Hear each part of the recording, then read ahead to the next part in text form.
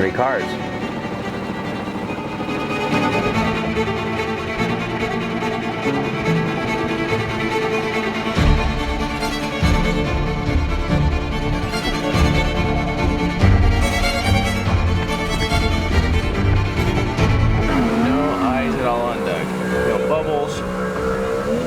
No bubbles on Doug. I have no bubbles either. Wait, do we have bubbles at all? Do we have any bubbles?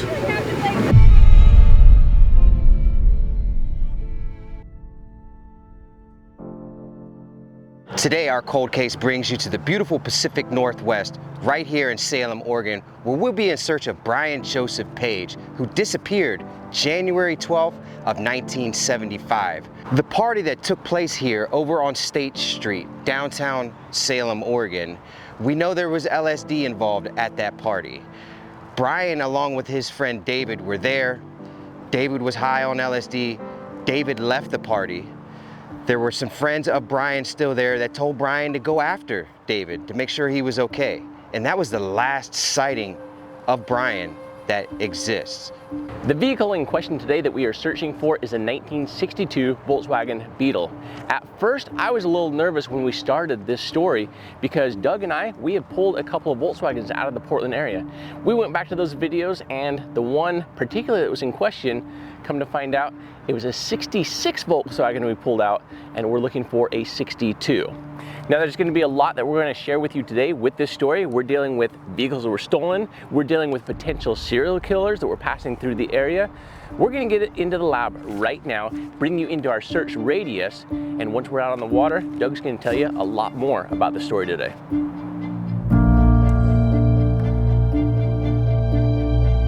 For families who have all but given up on finding their loved ones, this team is a last hope.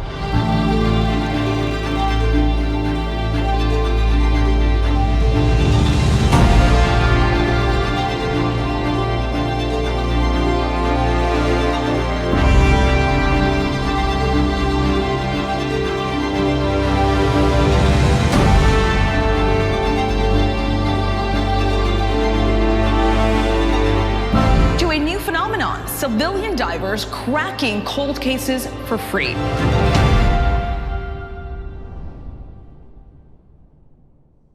Bringing you guys deep into our search grid and what we plan today in our search for Brian Joseph Page. We are starting here where we're at right now, Wallace Marine Park. Now, this is the city of Salem right here. We know Brian Joseph Page disappeared in 1975 from down here. Now, Wallace Marine Park, where we're at, has also been the main park boat ramp in the Salem region since Brian disappeared. We're going to start here. Jared and I both are going to put a boat in. We're going to make our way north. We expect there to be some cars out here. Jared and I have always wanted to scan this river, as in, as you guys know, we found a ton of cars in Portland, over 50 cars, and we've always wanted to come down here and scan, and we're very optimistic we're going to find quite a few cars here. I told Jared, you guys heard earlier, we're going to find 10 cars. I don't know, I'm just guessing, but we think we're going to find a bunch of cars. Needless to say, we're going to make our way from here north on the Willamette River. We're both going to be scanning. We're going to make our way up through Salem, covering the entire width of the river, and hopefully come up here to our location 2 that we've marked already. Location 2 now is Kaiser Rapids Park, which is about 8 to 9 miles north of where we're starting this morning. I'm very confident that today we're going to uncover some mysteries that are lurking beneath the Willamette River here in the capital of Oregon, Salem, Oregon. Let's get to it. Let's get the boats in the water and let's get the scan.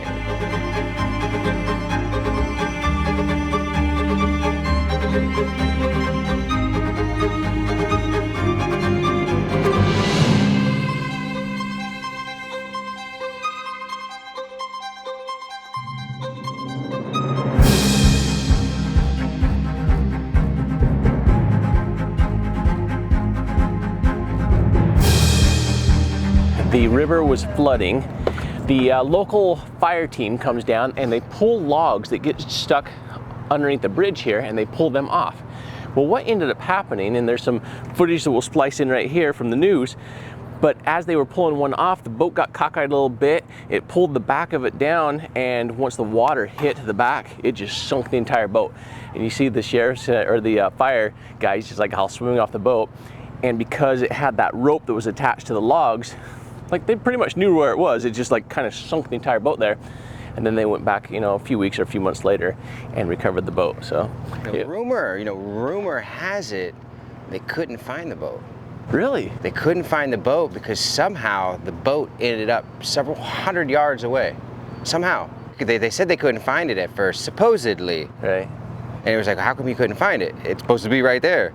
But it wasn't. It was... But they also could not go in for the boat right away because, as you see from the clips, the river was ripping. Yeah, yeah. I mean, it's one of those things that we wouldn't even be diving in at that moment in time.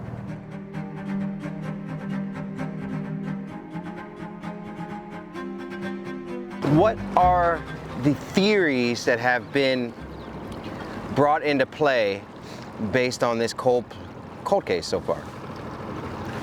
You know, we're working with a case from 1975, so you have a lot of time for there to be speculation, build up on, you know, people trying to fill in the what ifs, the blanks, you name it. There's a serial killer out of South Carolina that has admitted to killing a teenager here in Oregon the same year Brian disappeared.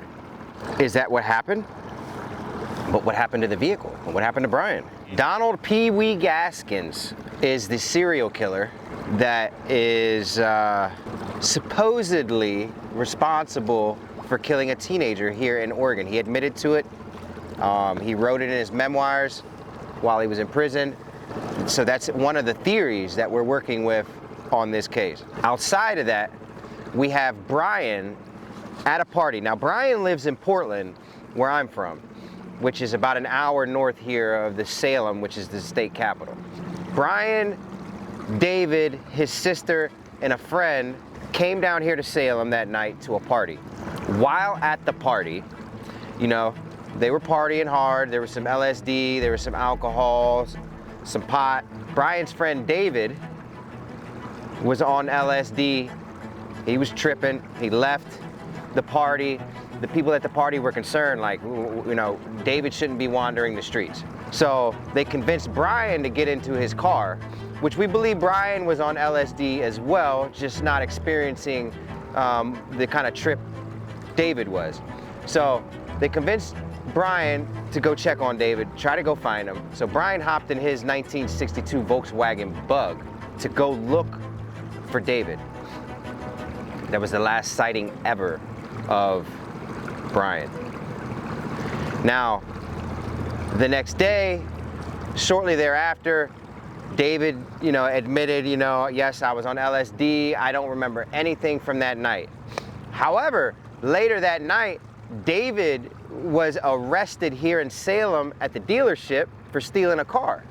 Why was he trying to steal a car? I mean, who knows what people do and why they do it when they're on LSD? Obviously, it's not going to make sense. And there was they put him under hypnosis to try to see if they could bring back his memory, because they're thinking that maybe David did something to Brian. And that's a plausible assumption. We have a person that's vanished. The last known location was at a party with David. David left, mind you. However, Brian had clear, direct intentions of going to find David, and he disappeared. So it's accurate for us to theorize the fact that he did find David. Maybe David did something to him. I think that's probably the most likely scenario in this, is that David unknowingly probably murdered his friend high off a trip, whether he thought he was an alien or a monster or something, who knows. There's a lot of horrible LSD murder stories out there. You guys know all about them. But long story short, David didn't remember anything. So David's not a help. David was never charged or arrested for anything, and nobody knows anything. Brian literally vanished, fell off the face of the earth right here in Salem, Oregon on State Street, right behind those trees right over there. him and his 1962 Volkswagen Bug. That's what we're searching for today, that 1962 Volkswagen Bug. At the moment, like, we are less than a mile away from that party where he was at back in 1975.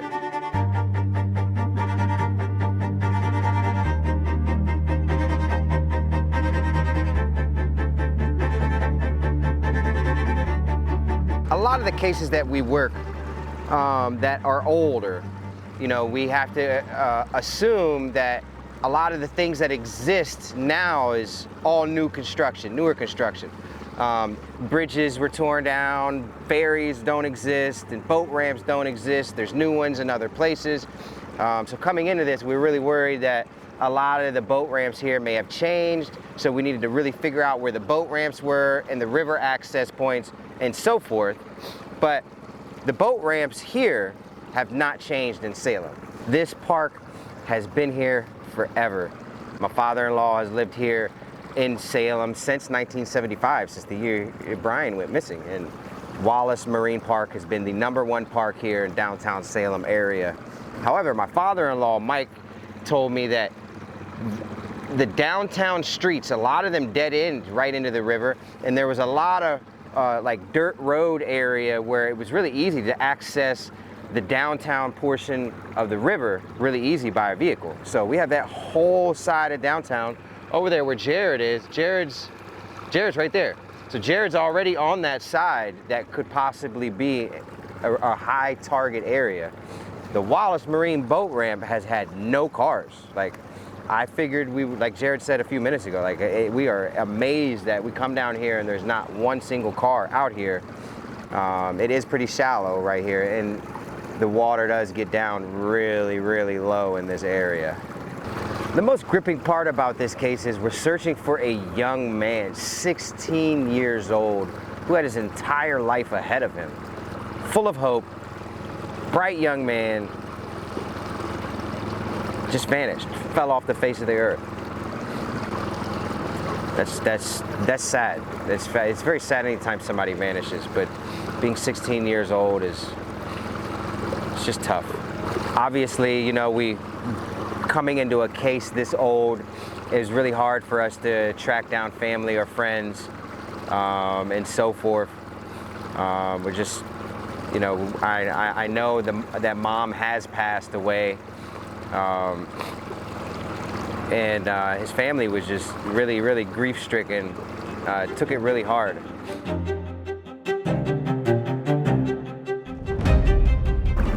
Not a car, not a car. Not a car. You know, and then inside of me, I'm like, come on, give me a car. Give me a car. Give me a car. Show me a car. So this river's flowing north, so if a car comes in here, it's gonna be from the boat ramp down 25 yards or so.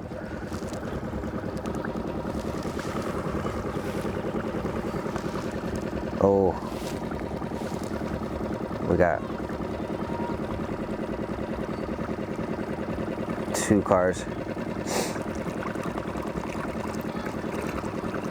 3 cars.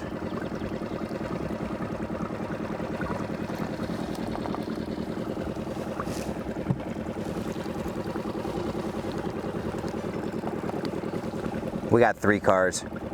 First pass through, I got 3. Copy.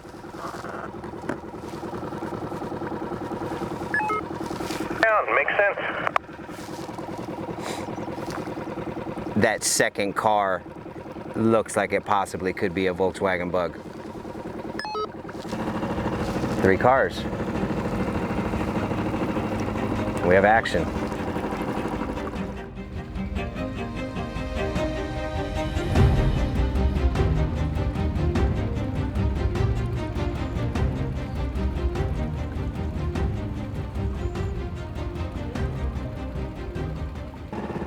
Hey Jared, I'm gonna run up here and read these signs. I guess there's like some historical signs and stuff up there.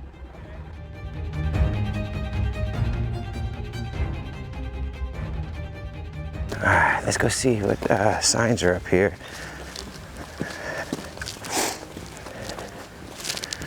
This is all definitely really old stuff.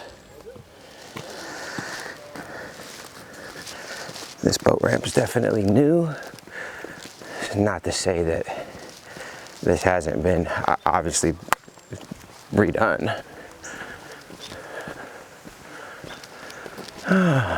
There you go. Willamette River flooding information.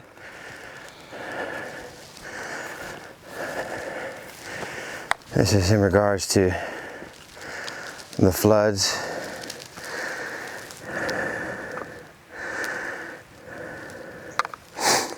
One of the worst floods in recorded history occurred in 1861 when the Willamette River overflowed its banks, destroying nearby farms and food processing and manufacturing plants. The Great Flood devastated the valley's economy and resulted in the deaths of several people. But it also brought the valley's settlers together as a community and produced some notable acts of courage. It goes on to list those notable acts. Show some pictures here of the Oregon National Guard being in town and the Albertson here being underwater.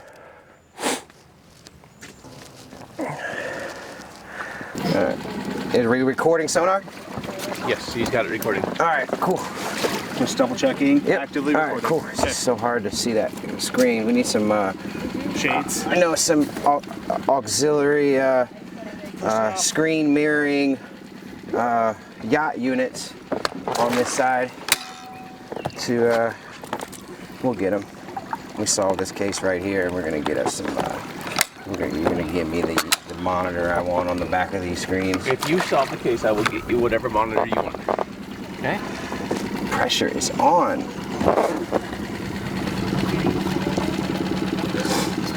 Jeez. All right. You basically tell me I have to do something no one else in the world has been able to do, and then you Before I gift reward me you. something. Yes. Jeez, what a friend. Just tell me no. I'm not telling you no, I'm telling you yes. I always tell you yes, you just gotta figure it out. All right, so there's yeah. the first one. Young kid job. Wait, I think I have two on the left here still. And I've got the one on the right there. And then we'll have to go search for more. Let's go mark that one.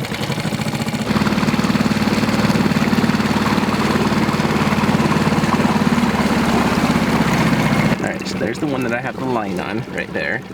That's behind you. It's right there. And then we're coming up on the second one right here. So we have a second one right here that we're right over the top of it. Oh yeah, Chevy Cavalier. All right, drop down I here see. at 10 feet now. Yeah, keep going. We're going down to 25 feet, so we're going. We should be right on top of it. Chevy GTO. No, it'd be all yeah. Got a wheel. Got the wheel.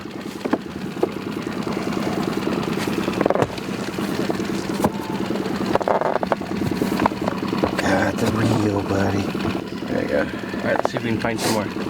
That's No. it. That's all three. I didn't pass another car. There's not 4 cars in here. There's another 4 car in here, and Popeye's a punk.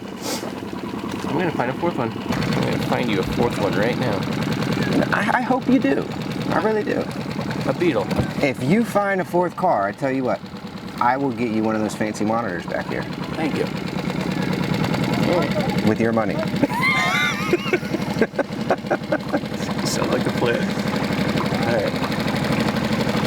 So we'll check out this back eddy. What if another car came in and floated and back eddied up here? No, not at all. The Mazda was back eddy up towards the bridge. Yeah, but not right here. Not right here. I did not scan anything. It was just real clean here. It is clean. It is just Like, real clean. Those cars just popped up. Yeah. It was like 1, 2. Those buoys makes me think that they're on the same car. Nope. You're not. We'll see when we come by. In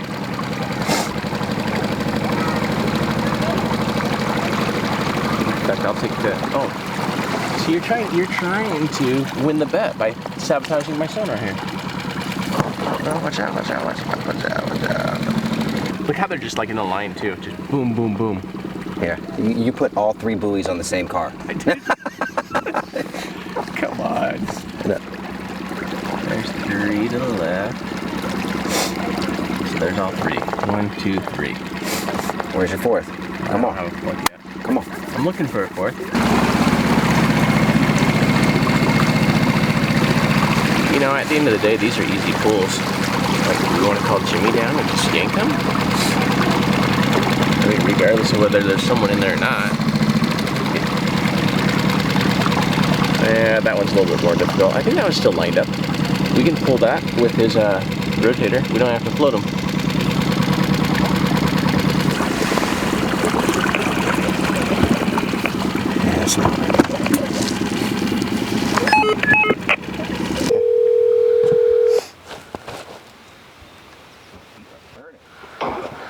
Hello, Step Jefferson. I thought you told me there were no cars in the river. Where'd you find it? I got 3 cars down here for you today. Where at? Down here at the Kaiser boat ramp. Right at the boat ramp. Yeah. Perfect. I'm off the water, of course. I'm gonna send Kaiser PD down there to you. All right, sounds good. But obviously, let me know if you guys need anything. All right. Once he gets there. All right. Thanks. Thanks, bye. Bye. All right, Kaiser PD's gonna come down. Yeah, they don't have a dive team, so Yeah. we'll be diving on them. And then somehow we got to get around to pick up the RV. Yeah. So. Well, you're gonna be here a while playing with PD. Should I just take one of these boats back and buzz up there? Yeah. It's gonna take me 40 minutes to get back it's up gonna there take and then a back while. over. So Make sure you take the one with fuel because yeah. when I turned around and tried to come back to you, it's Okay. you're gonna feel it. You're gonna be full throttle the whole way. Okay, sounds good. I'll do that, and then I'll probably see you in about an hour and 10 or so, and you'll be able to play with PD and whatever else happens down here.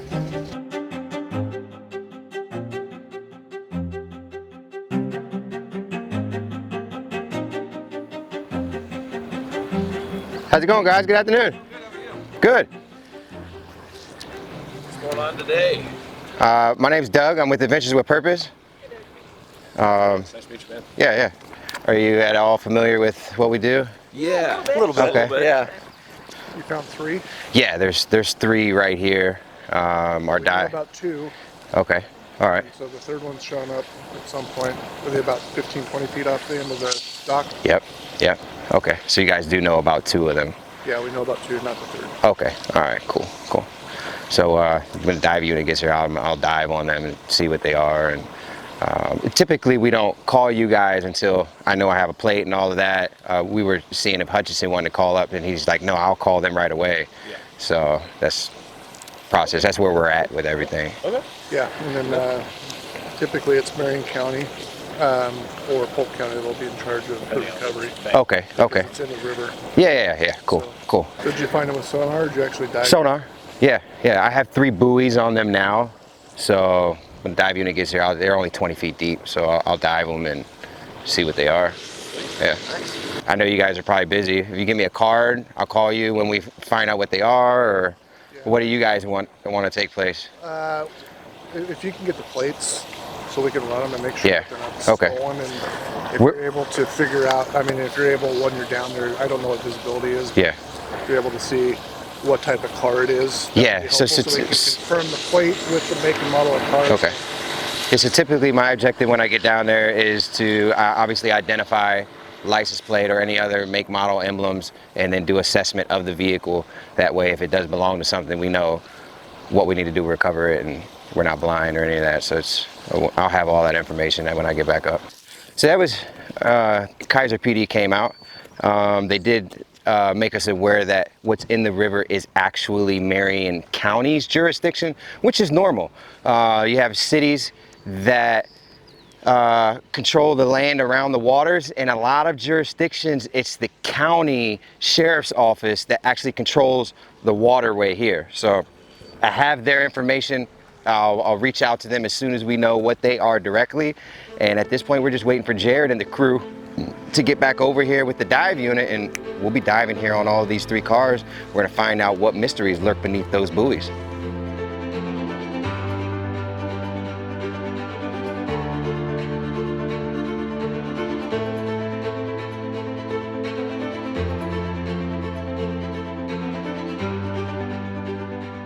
So we got Northwestern Towing, who's really stepped up big to the plate. They have 4 trucks on the way. Jared's finishing up putting the last touches on our dive computer here, changing the batteries out, making sure all of our technology here is A1, prime, ready to get in the water.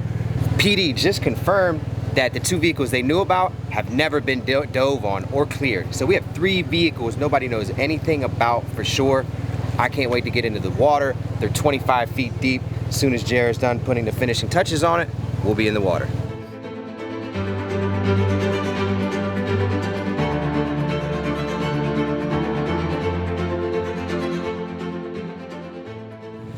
Yeah, we blocked an entire boat ramp for like 4 or 5 hours one time on a weekend. We had a lot of people that were not too happy with us. We continue to learn on how to be better stewards to, you know, the local economy and environment and people, and you know, although we're here to do something good, it doesn't override what it is that they have planned for their day either. So 2 years ago, we were on a mission. Fast forward 2 years ago, we're still on a mission with a purpose, just thinking about it a little bit differently.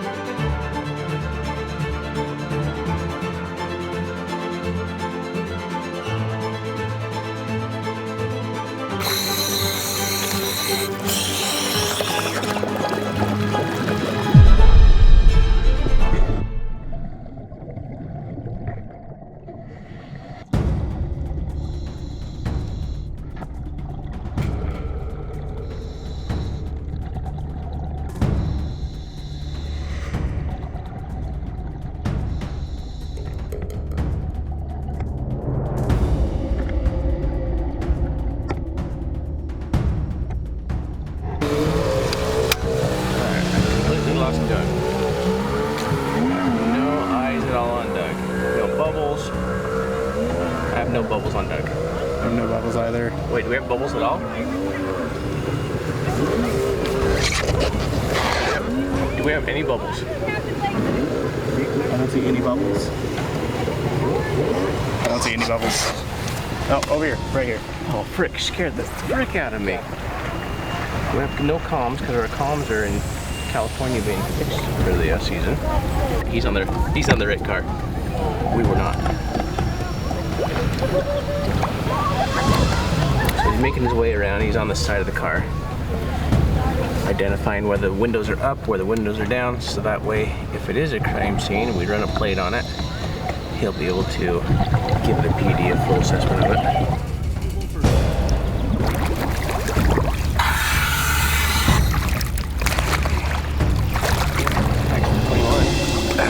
What's up, sir?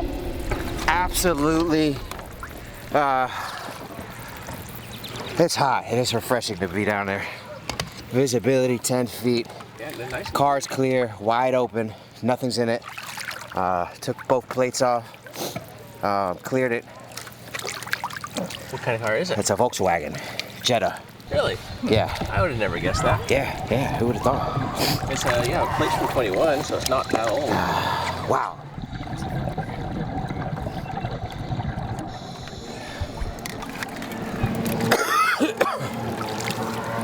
I'm still at 1400. That's good. I was halfway tempted to just swim right over to the other car. Could you see it? No, but I know I could find it really easily. Yeah, you just float There's that straight. much visibility. Yeah, just float straight down to it. Let's find Brian.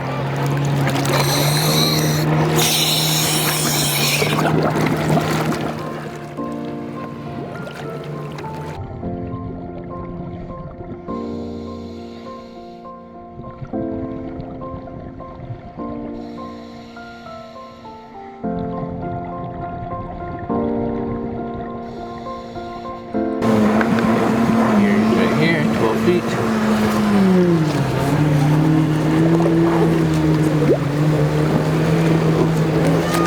This car's only at 20 feet versus 25 as the other one is a little deeper.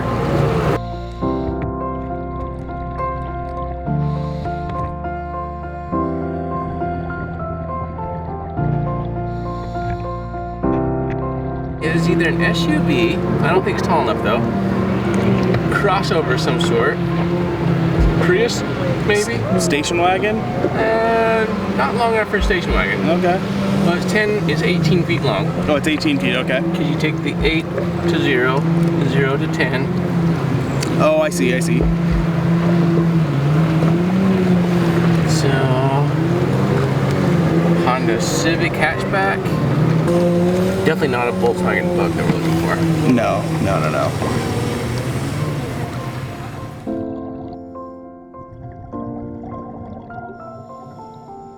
What's up, Jimmy? All for a big hooker. It's good to see you. Yeah, good to see you too. You ready to go swimming? Always. We have a Volkswagen Jetta so far. Awesome. Easy pull, he said. He's on the second one right now. Jimmy from Northwest Towing. There's actually out of Portland, so he brought a couple of trucks and guys down, drove over an hour to come down to help us out free of charge on his dime. Wow. In his time. That's amazing. Incredible company, incredible guy, incredible team. You guys seem to have great luck at finding people who are willing to help, you know? And they say do good things and people want to be a part of it. Mm-hmm.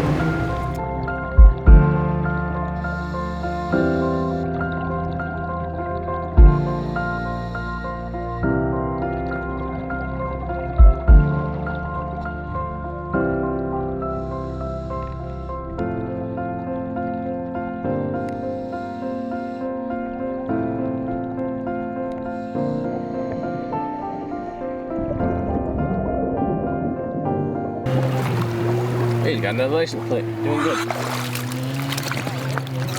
Woo! All right. We've got a newer GMC Denali. Big one. Wow. Yeah. There you go. Clear. Windows are down. Nothing inside of the entire vehicle. Okay. Really another super easy recovery. Great.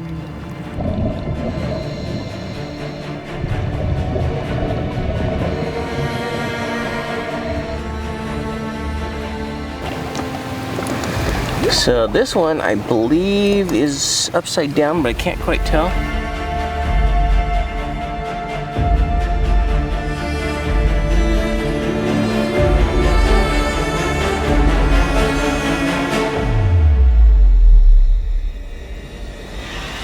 He's already on his way up.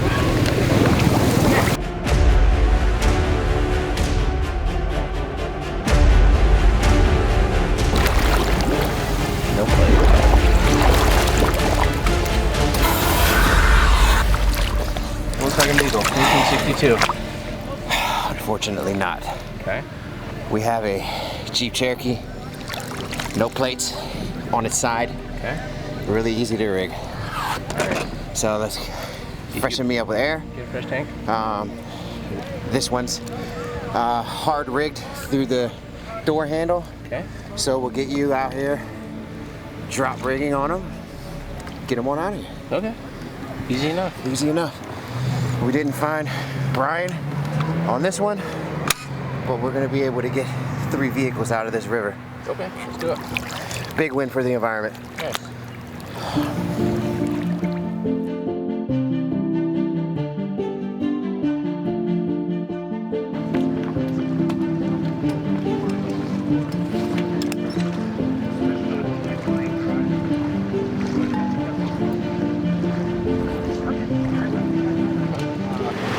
Two are stolen. It's not their jurisdiction, but she's gonna be here just in case we need her.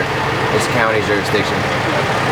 We already told her we're pulling them out. Third one, I told her, you know, it's a newer one. We're probably gonna get the VIN number off of it, and we'll process that when we get it on land. Perfect. She said there's $2,000 worth of tools in the trunk of the Jetta. Is there? Yeah, supposedly. I mean, by the time we open it up and she gets here, I don't know if they are going to be. Just saying. Yeah, we're in the Portland, Salem region. Anything of value is gone from those cars.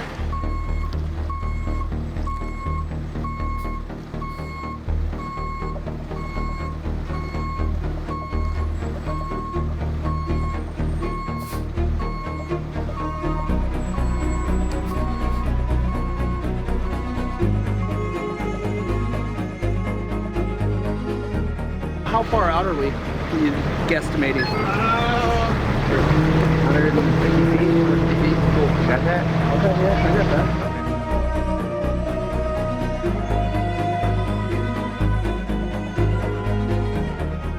Cribbing is blocks of wood or pieces, well, we typically use wood. They call them rigging pads as well. And what that does is you put them under your footprint so it displaces your weight. Because when we put these down, if we lift all the wheels of this tow truck off the ground, you're putting anywhere from 60 to 70,000 pounds on this ground. So the bigger the footprint, the more displaced the weight is. Helps out, and it will help level out in any, this is a pretty steep angle to level out on. We're not actually doing too much lifting, so we're not worried about leveling out as much as we are about displacing the weight. Well, as soon as Doug rigs it, they're gonna run the cable out to him, hook it, and as soon as he's clear completely, we're just gonna pull. It looks like an easy straight on pull. I believe we can just nail it from there.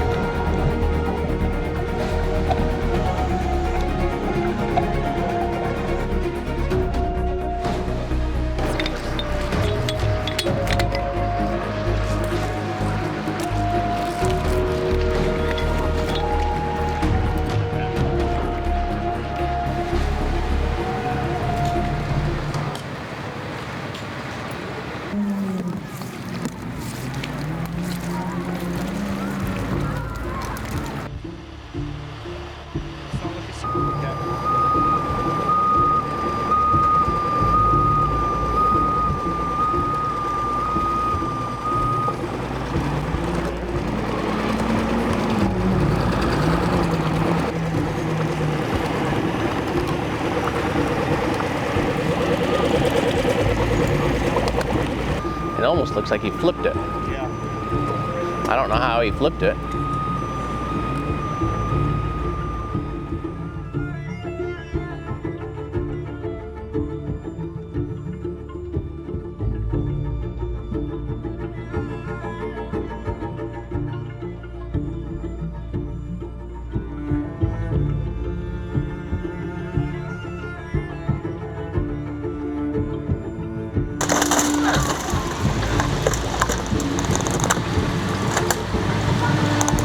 It's fine.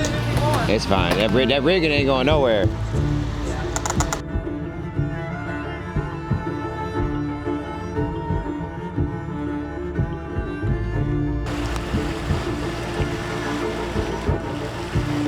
How much window damage we get, guys?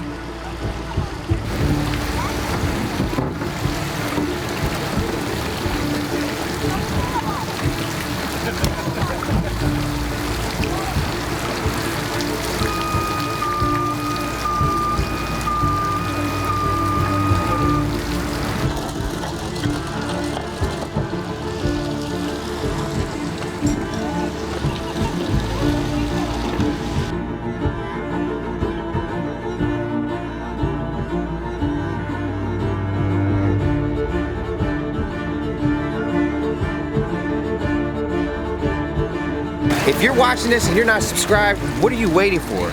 We're not gonna pull any more cars out until you hit the subscribe button. Hit the subscribe button. 50% of you that are watching this aren't subscribed. It's free. Subscribe, like, share, leave a comment, hit the bell notification.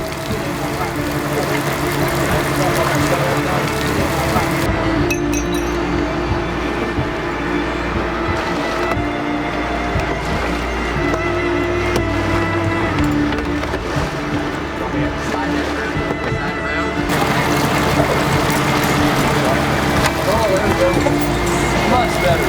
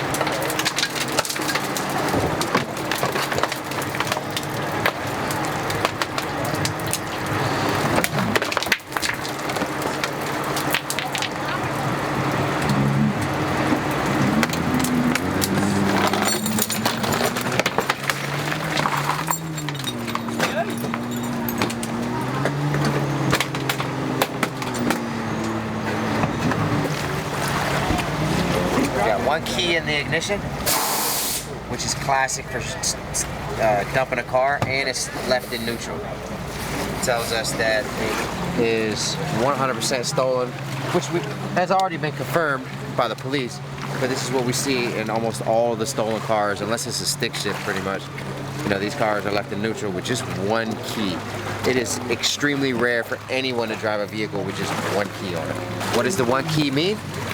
You're dumping your car. You've taken off all your mementos and your charms and whatnot, and just leaving the key that allows the ignition and steering wheel to move.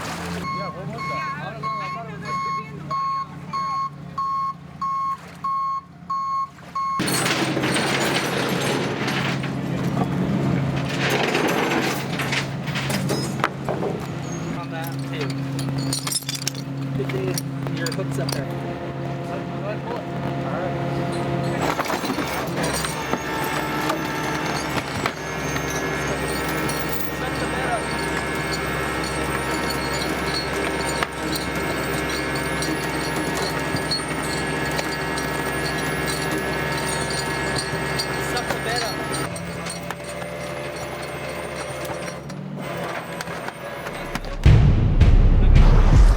So we are going to get it up the ramp. We're going to get the big 14-inch saw out. We're going to cut the trunk open. Doug and I both smell something. It's that smell that we don't want to smell. Right now we do not yet know if something or someone is in the trunk.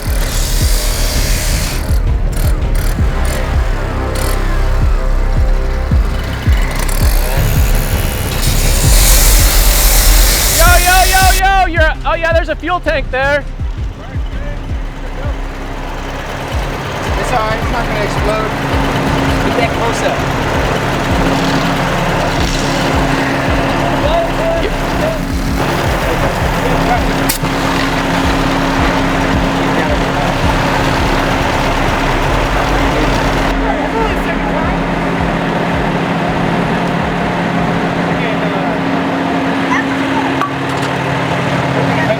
It's all organic. You never know what's going to happen. Just keep the cameras rolling. You don't plan for that stuff.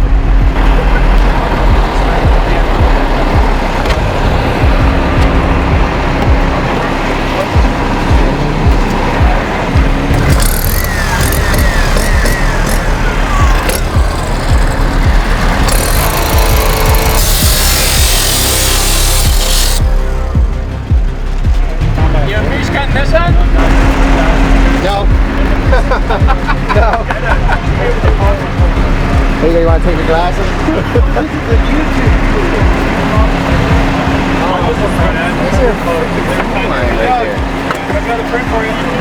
Oh yeah. She was almost cooked. Doug, explain to the audience why the car didn't blow up. The car did not blow up because, unfortunately, this is real life. That only happens in the movies. That's why. True story. Cars don't blow up. No. See it on it? There we go.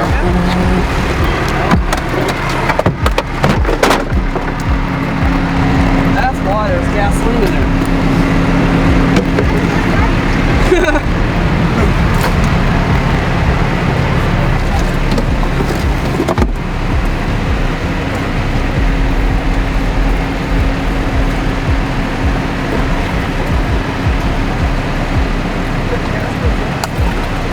Got an energy drink.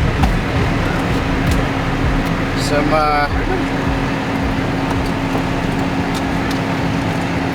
what is that? Baja Blast Mountain Dew. There's some Brisk.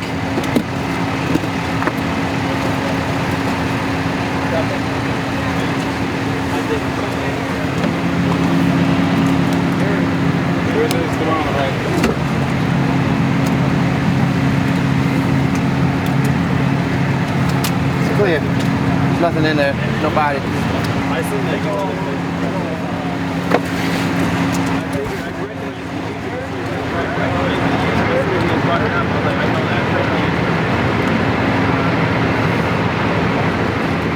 It's clear. On to the next.